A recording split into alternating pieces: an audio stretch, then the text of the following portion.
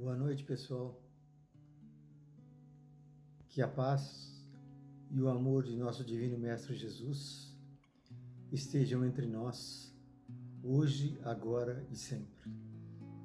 Eu me chamo Wilson, sou um modesto colaborador de um centro espírita em São Paulo e estamos fazendo uma série de breves estudos sobre o Evangelho segundo o Espiritismo.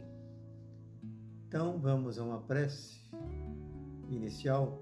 Senhor nosso Deus, nosso Pai Todo-Poderoso, que governa todo o universo, fortalecei-nos e amparai-nos para que possamos ajudar as forças do bem a transformar o mundo. Dai-nos, Senhor, a confiança, a fé, a tranquilidade e a sabedoria para as reflexões sobre o dia de hoje, de forma clara e resumida.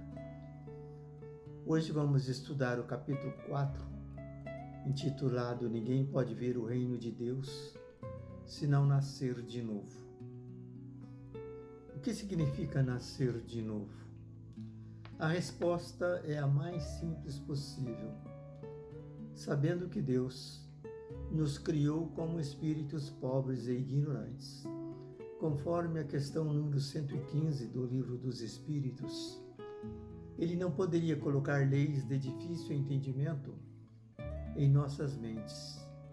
Assim, nascer de novo é simplesmente nascer de novo, tal como qualquer ser vivente em nosso mundo.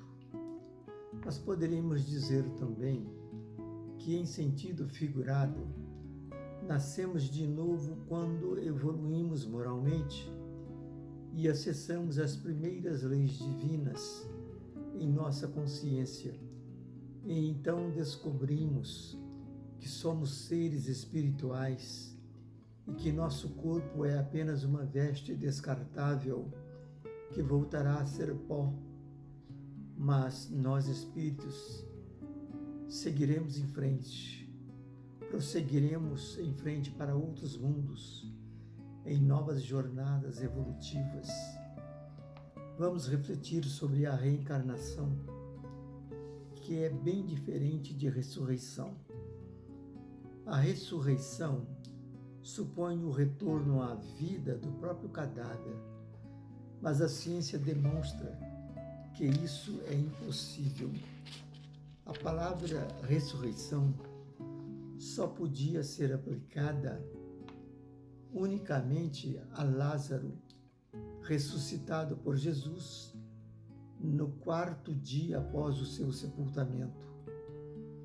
Já a reencarnação é a volta da alma ou espírito à vida corpórea, mas num outro corpo, novamente constituído e que nada tem a ver com o corpo antigo.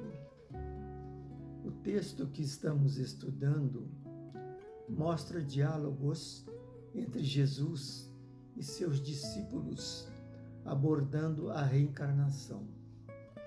Em um desses diálogos, Jesus nega que fosse ele o profeta Elias reencarnado.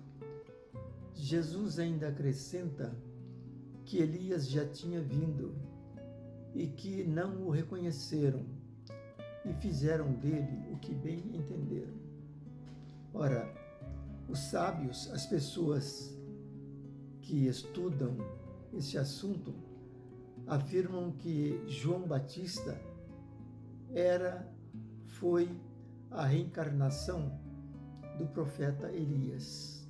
João Batista foi decapitado a mando de Herodes, conforme todos nós sabemos. Ou seja, Jesus ratifica a reencarnação. Jesus ratifica que a encarnação é uma realidade. E negar isso é renegar as palavras de Cristo, de acordo com o Evangelho segundo o Espiritismo. E ele, Jesus nos transformou, Jesus transformou a lei da reencarnação em um princípio ao dizer: ninguém pode ver o reino dos céus se não nascer de novo. Depois disso, nesse mesmo capítulo 4 que estamos estudando, também tem um diálogo entre Jesus e o fariseu Nicodemos, senador daquele povo. Nesse diálogo, Jesus responde a Nicodemos o seguinte: em verdade te digo que quem não nascer da água e do Espírito não pode entrar no reino de Deus. O que é nascido da carne é carne, e o que é nascido do Espírito é Espírito. Os antigos tinham um conhecimento científico imperfeito e acreditavam que a água era o elemento gerador absoluto e que até a Terra, o planeta Terra, havia saído das águas. Para se fazer entender, Jesus, em sua sabedoria, usou o termo água como sinônimo de matéria. E o que é nascido da matéria é matéria. Isto é, o que é nascido da carne é carne. Ou seja, o corpo vem do próprio corpo. O espírito vem do próprio espírito, porque o espírito já existia antes no plano espiritual. Ou seja, o nosso espírito não foi gerado no ventre materno. O espírito se liga à matéria através de um divino processo de união magnética, tal como André Luiz descreve no capítulo 13 do livro Missionários da Luz. Jesus fez uma distinção muito clara entre o espírito e o corpo, dizendo-nos que o espírito é independente do corpo. Nesse mesmo diálogo com o senador Nicodemos, Jesus disse: o espírito sopra onde quer, e tu ouves a sua voz, mas não sabes de onde ele vem, nem para onde ele vai. Assim é todo aquele que é nascido do Espírito. Deus é Espírito, seu sopro é Espírito de vida. A ação da divindade é vivificante, criando almas, educando e formando-as. O homem precisa conhecer-se, saber quem ele é, saber de onde ele veio e para onde ele vai. O homem, ao tomar consciência de que é espírito, ele se desperta para o Criador e busca o caminho para a sua educação e formação cristã, praticando as leis divinas disponibilizadas e gravadas em sua consciência antes de sua encarnação, fazendo deste modo a sua reforma íntima.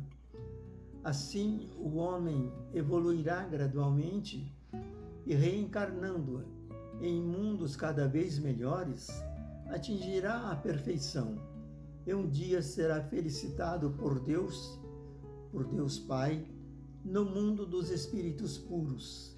Esse é o nosso objetivo principal em nossa vida.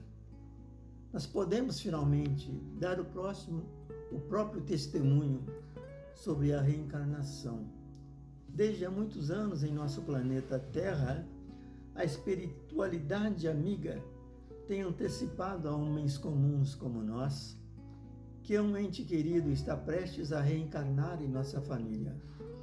E quando isso nos ocorre, serve para ajudar-nos a superar determinadas dificuldades momentâneas em nossas vidas, dando-nos esperança, abrindo novas janelas para vivenciarmos novas paisagens e preparando-nos para receber um filho ou um neto que nascerá em nossa família, tal como ocorreu conosco 21 anos atrás, durante meditações em aula de yoga aqui em São Paulo. Vimos o nosso neto muito antes do nascimento dele. Foram 3 anos antes do nascimento de meu neto que nós o vimos em meditações. E então contamos para todos os demais alunos que praticavam yoga conosco naquelas aulas. Meu neto nasceu tal como surgiu em nossas meditações, com a mesma aparência, ou seja, o espírito de meu neto já existia antes de seu renascimento aqui na Terra, em nosso meio, e é um neto muito amigo do avô, muito querido e muito chegado a nós. Devemos relatar nossas vivências espirituais àqueles que já compartilham ou pretendem compartilhar de nossa fé. Não devemos abordar esses assuntos com pessoas incrédulas, tal como nos recomenda o apóstolo Paulo em sua carta aos Colossenses, no parágrafo 4, versículos 5 e 6, que dizem o seguinte: sejam sábios na sua maneira de agir com os que não creem e aproveitem bem o tempo que passarem com eles. Que as suas conversas sejam sempre agradáveis e de bom gosto, e que vocês saibam também como responder a cada pessoa. Aqueles que se interessarem pelo assunto reencarnação devem ler os capítulos 4 e 5 do Livro dos Espíritos. Nascer, morrer, renascer quantas vezes forem necessárias para o nosso crescimento é a lei. Nossa vida na espiritualidade é a vida real. A Terra é apenas uma passagem, conforme nos ensina André Luiz em seu livro Nosso Lar. Seremos as mesmas pessoas em cada nova reencarnação, mas com um corpo diferente para adquirirmos nova experiência na Terra ou em outros mundos, de acordo com o nosso merecimento. A reencarnação é uma necessidade absoluta da humanidade. Ela é uma lei da natureza.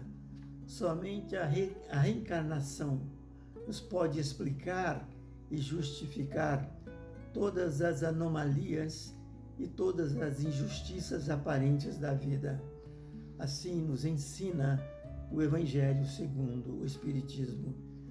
Façamos o bem ao nosso próximo mansamente e com muito amor, sempre levando a paz a todos, em quaisquer situações, em qualquer lugar onde estivermos, no lar, na rua ou no trabalho, e jamais nos arrependeremos. Um grande abraço a todos. Fiquem com Deus. Que Deus nos ilumine e nos ampare. E até o próximo vídeo, com a graça de nosso Criador. Que assim seja.